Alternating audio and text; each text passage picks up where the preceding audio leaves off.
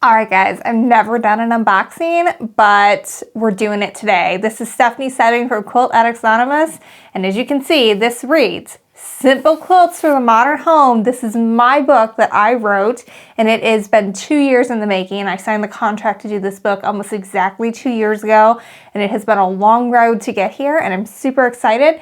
So I'm going to open my box of books for you all to see, and then I'm going to talk about some of the quilts that are in it, and we'll show you some pictures of it, and I'll talk a little bit about the book writing process too as I do it. So I kind of always wanted to do a book of quilt patterns, and I had been talking with a couple of people about it, but I wasn't quite sure what I wanted to do and all that, and so, or who I wanted to go with, and it's just such a random process sometimes, I feel like.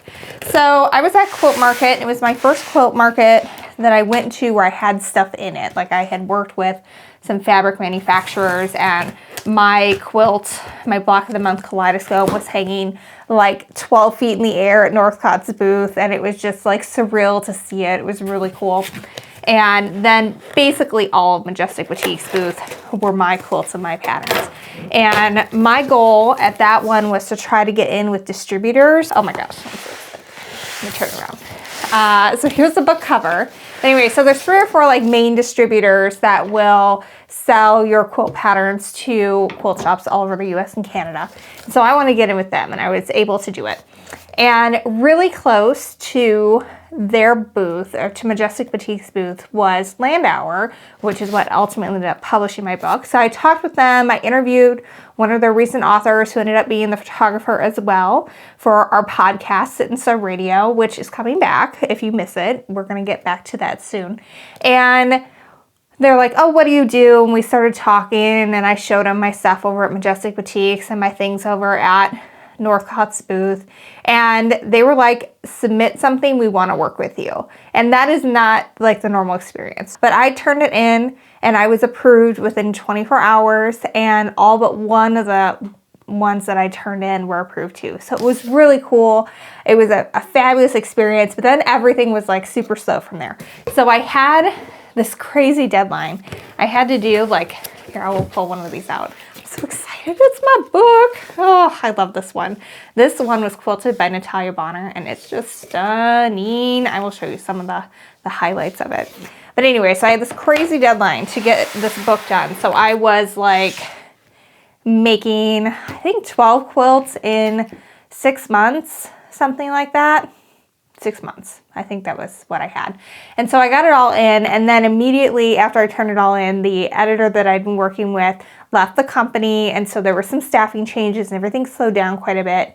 And then when everything was like ready to go, then they were purchased by Fox Chapel, so then everything slowed down again. So it was supposed to be out originally in June, but now it's out now in January. I'm so excited.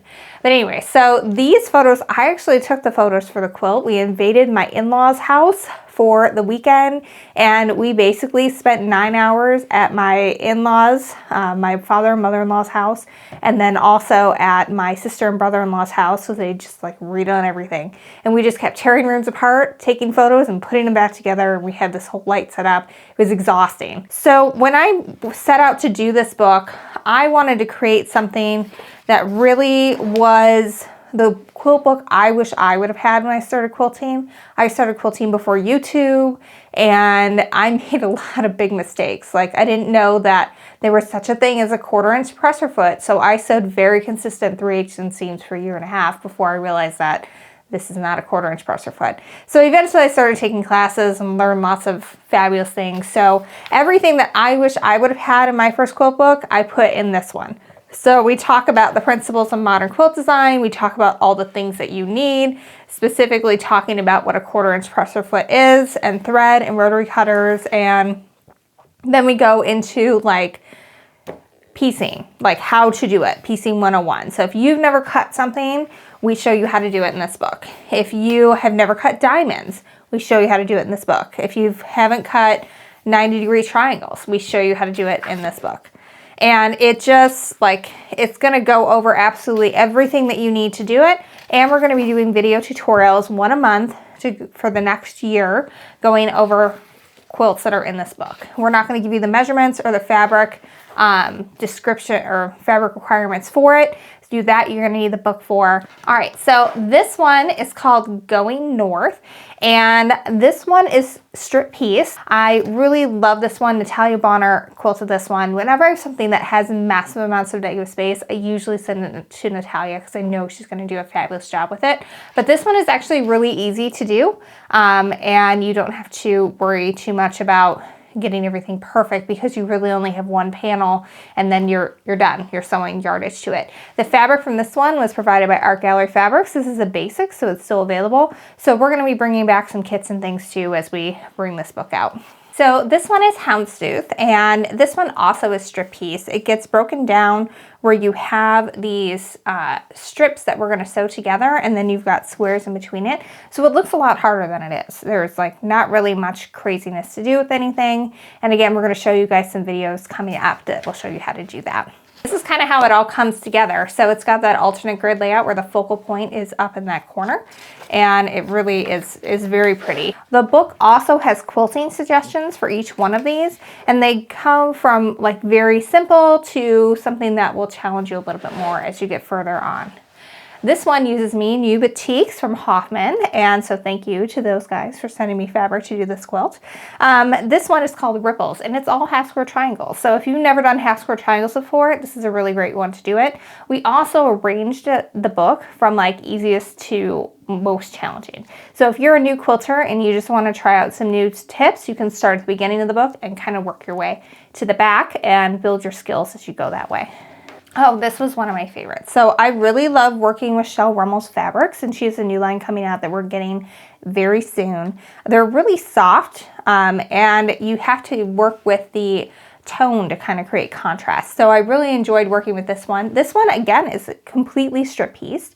If you did our hillside quilt, then it's done in a similar way, just it's not as long of a strip. So you're going to be able to piece 5 colors together with a little piece in between. It's going to be staggered, and you end up getting this really cool look when it's all done. And I actually was inspired to do this when seeing a Kleenex box at my parents' house. So quilt inspiration comes from everywhere. Bricks and Pavers. This is probably my favorite. This is the one that's probably going to end up on my bed here at home. It's another Shell Rummel pattern. This is, I believe this one was her. It wasn't Quiet Moments. I don't remember off the top of my head, but I love it. I've done everything. Since I discovered Shell Rummel, I've made something with every single one of her lines. And this one especially, like you create all that contrast by working with the color value of it and arranging it in that way. And this one too is completely strip piece. You're gonna strip piece it in different sections and then create your entire row.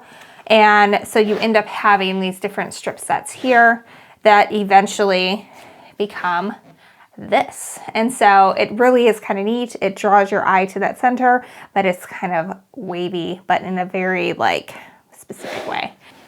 This is a really great one to like start with. Like you've never quilted before and you just want to have something done. Or if you have one of those prints that you just cannot bear to cut up, this is a good one for it. It's called Stripes. And it has, this is basically like one with the fabric here. And then this is pieced, and this like stripe here, this is an Art Gallery Fabrics one, and it is actually the print in there. So if you've got one that's like really wavy and has a lot of stuff going in it, you can use that to kind of help create your design. So we've got strip piece here at the bottom and the sides as well.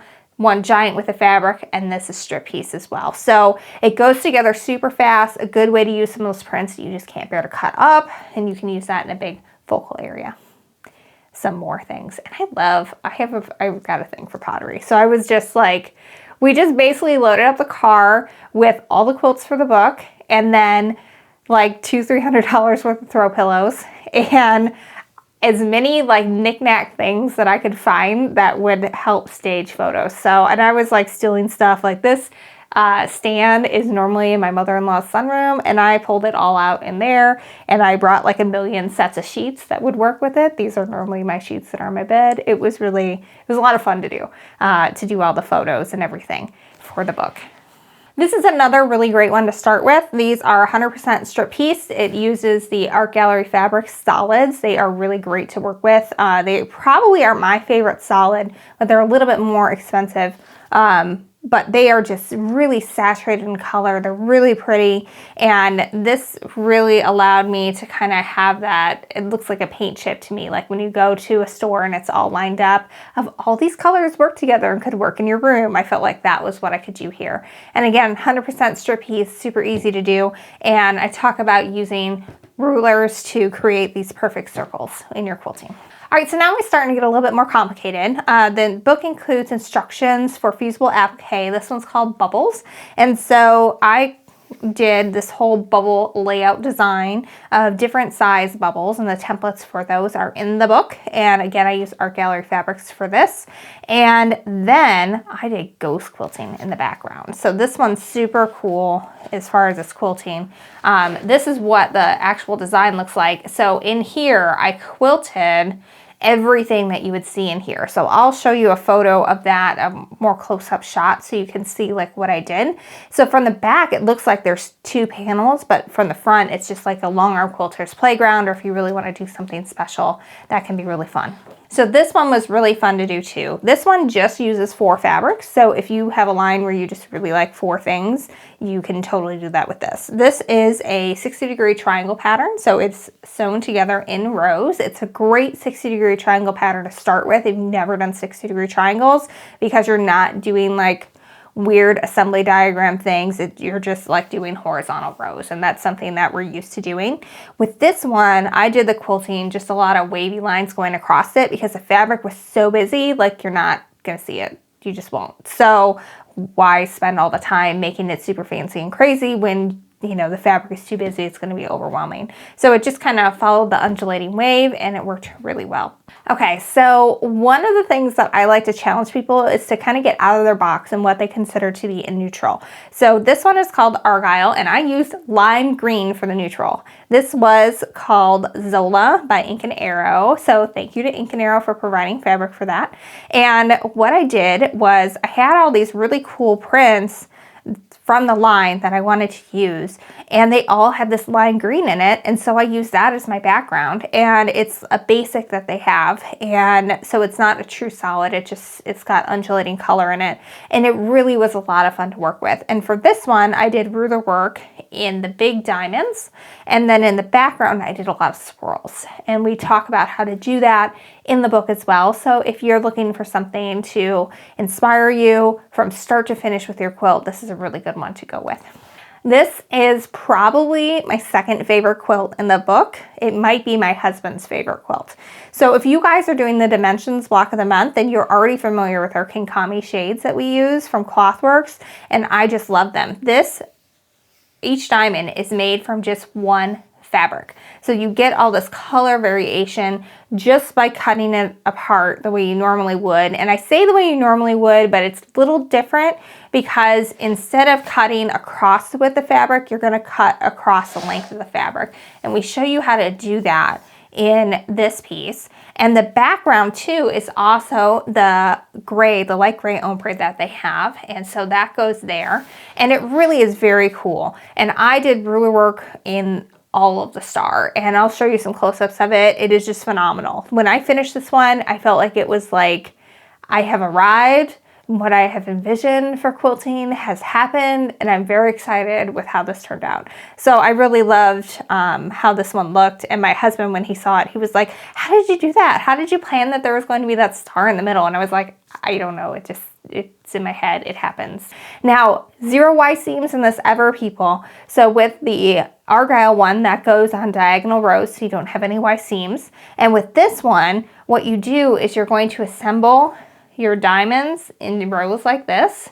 Then you're going to put your rows together, and then you have large triangles in the background to put that together. So you can see over here kind of how that happens. We end up with wedge here, wedge here, wedge here, and then the wedges come together to create your halves, and then you sew your halves together and you're done. So no Y seams ever, a lot easier than it looks, and we'll walk you through all that, both in the instructions in the book, and we're gonna be doing video tutorials, one a month. We're gonna work through this book together over the course of 2019. All right, so this is the cover girl. This is diamond. It is a alternate grid pattern in that you only have half of a diamond, and Natalia Bonner just did a fabulous job quilting this. And she used wool, and I have to tell you, I know that this is not a beginner thing, but I absolutely pieced the binding for it so that it would line up with all of those diamonds.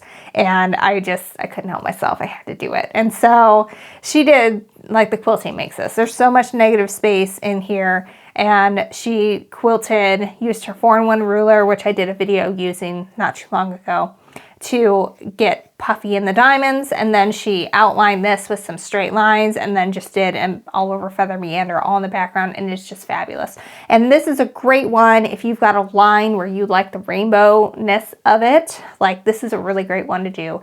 Allison Glass, Juicy's new line, Quantum, they would all be great ones to do this on. And again, 0 Y seams ever. What you do is you're going to cut your diamonds from your strip, and then you're going to sew them into rows like this, and then join your rows to create your diamond. And then again, you're going to make some wedges. You're going to make some wedges here, here, and here with your background triangles. Sew them together, done. So that's the most complicated one in the book, but I feel like it's not actually that bad. I got mine together in probably, I don't know, a couple days when I was doing the book. And granted, I was under an intense deadline to do it, but you know, I still got it together in a couple of days. There definitely were other quilts that took longer than the most intense one. It's just a little intimidating because of that big star, and it is a large quilt. But Simple Quilts for the Modern Home, available now. If you pre-order the book, I'm going to be signing them and getting them shipped out as soon as we can. It's basically as soon as I can sign them all. There were quite a few pre-orders, so I'm going to be signing for a while in the next couple of days as we start shipping them out. And I'm so excited, and it's my first book ever. So if you guys want to support us and you like what we do, this is a great way to do it. Order the book from us. Your local quilt shop may have it as well, but if you get it from us, I'm going to sign it before it goes out. So thank you so much. Check out the book. I thank you to everybody who's pre-ordered. We'll be getting those out as soon as we can. And until next time, happy quilting.